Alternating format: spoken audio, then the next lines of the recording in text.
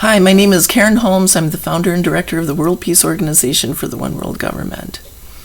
As things move forward in the impeachment process, one thing that it has not been so much addressed is the fact that a year ago Donald Trump was impeached for his relationship with Ukraine. But even before that, at the very beginning of his term in office, the question was, what was his relationship? What is his relationship, his continuing relationship with Vladimir Putin and Russia? Now, the plan for the international government has been introduced and opened it up to debate since 2011. The world leaders have been aware of it since 2011. And as I said in my Track Our Progress planning for 2012, which is all on the website, what we're doing is we're looking at the three potential futures, and the potential futures that we have include each of the world leaders who are jockeying for power to see who will be the next superpower. They're taking their games to the next level. They're taking it to the international level. The idea of Vladimir Putin and his satellite countries, like going into Ukraine, for example, and all these satellite countries, Georgia, and taking over control of natural resources, and even trying to get into Afghanistan, and all these. This is an expansionist idea to create a sense of abundance and bringing in the support and making the country stronger and having the support of the other leaders underneath that control. So what's happening now is that the U.S. government is doing the same thing on a different level based on taking the Constitution to the next level, to the U.S. Constitution to the next level, and as an international government. Okay, but the United States has problems with this. So before our foreign policies have failed in a lot of cases. We have like the ugly American idea. We might be going out and helping other countries, but we're also taking over and we're waging war and doing things like that. So before it can go forward, we have to purify the legal system to make sure that the chaos that came from all of these failed policies don't expand onto the international level. Okay, this is something that Putin is probably not doing, and China and all these other countries, including President Saleh of Yemen, if he is or was behind the rise of ISIS, which is probably possible. It's probable that he did that. I'm not subject. I don't get any daily briefings from the FBI. All I know is the power games that are played and the fact that we're parallel to the different countries and that people are jockeying for power to see who will be the next head of my organization, which is impossible to do because it's based on my talents and gifts. I'm a channel. I'm channeling information from the Creator. Okay, but people have been trying to stop me for a long time. So I know the same thing is happening on the international level. Okay, going back to the first government proposal, and let's say we're looking at the American Revolution and where we are compared to that. All the cycles have come lined up. So we're replaying all these times in history. We're also playing out what happened at Stonehenge, and so that we can take that to the next level. Everything is going to the next level, and it's either going up or down or straight ahead. And if it goes down, then it's going to fail, and if it goes straight ahead, it'll fail. So the only thing is like up. That is doing what's in everyone's best interest. At Stonehenge, what happened is by looking back at the events that we have now and what's going on then, all the cycles reached their ultimate conclusion, and that was the point where they had to take it to the next level also. Okay, so at Stonehenge, what happened was it was a site of conflict resolution, and also we're looking at Atlantis, we're looking at Stonehenge, we're looking at the American Revolution, we're looking at this is where I'm looking at it now. I'm looking at the time of Jesus, and I'm looking at the American Revolution, and I'm looking at Joan of Arc and the 100 Years' War, and the end of the occupation of France that triggered all these things happening. So all of these things have something in common, and that is that was the end of a cycle and the beginning of a new one, where that was allowed to function on a higher level. The Earth is making its ascension. So we're going from the third dimension to the fourth dimension and then to the fifth dimension, and these are, even God is making their ascension.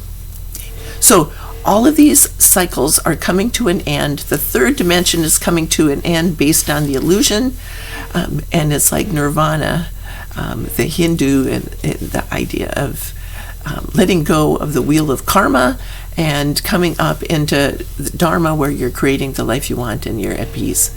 Okay, see, all these things are happening.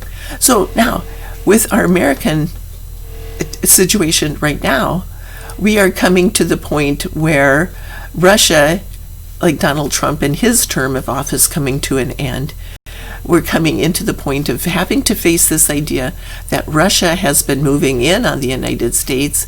They've always wanted to have control of a U.S. president, and now how are they going to solve this problem related to this? So we have to let go of the power games. Nobody's in agreement for Russia to take over the planet. How many Americans, when they finally figure this out, that Russia has taken over the United States, are going to stand up and defend the United States from Russia? But, there are people in the countries like Ukraine who are fighting for their sovereignty, and now it's time for us to apply the principles that we have and take it to the next level. Okay, be the people that we were born to be instead of the people that we fear becoming. We're becoming the people that we don't like. And that's the same thing that happens on the individual level too. So when you reach the point where you say enough is enough, then it's time for you to start deciding what you do want to be, and then going for that, because it's all based on that fear of not being the person that you wanted to be, or not being able to get the life you want. That's why so many people are dying now, because they can't figure out how to get the life they do want. When second best doesn't work anymore, then you have to figure out how to make it happen. And you have to function from your own capacity, and you just haven't been able to figure out how to function from your capacity all this time. I've seen this happen over and over again within the people in my group who have passed away. They couldn't figure out how to make it happen. Okay. So Russia, is anybody in agreement for Vladimir Putin to become the emperor of the planet? How about for ISIS to take over the planet? No. But what happens is then, it's kind of an act of revenge where Donald Trump and Vladimir Putin seem to have the same goal, but they don't have the same goal. So it is all coming down as everything is collapsing, like the Republican Party is collapsing now, and because of Donald Trump, it's all collapsing, and it comes down to the point, to the individual level, where each of us has to start to assume responsibility for our own lives. This is where Donald Trump was able to get so many people. He promised to make America great again. He promised to make America, but Republicans equate money and power, so that is, he actually promised to make America prosperous again, and therefore them prosperous. So if they are reaching the point where people are dying now of COVID-19, and this whole thing is causing problems with the impeachment, and you're undermining our security, our financial support, we're supporting. This is what happened in World War II, also with the rise of Hitler. Now, I'm not comparing him to Hitler. I'm just saying this has happened over and over and over. Is this separation? In fact, Jesus said, "I came not to bring people together," to paraphrase. I came to separate people. Okay, he separated people so they were responsible for their own spiritual growth, and then that made the changes necessary for them to separate themselves from the power of Rome. That's where we are now, is as we assume responsibility for our own lives, then we become the captain of our own ships. We decide where we're going and what we're going to do with where we are. We don't have to be under the thumb of somebody else who's telling us that they've got a Brooklyn Bridge that they'd like to sell us. So,